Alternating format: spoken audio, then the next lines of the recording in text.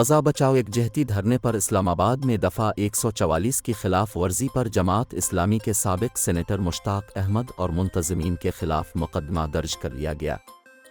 FIR के मुताबिक धरने के शुरका ने पुलिस को धमकाया और पथराव किया।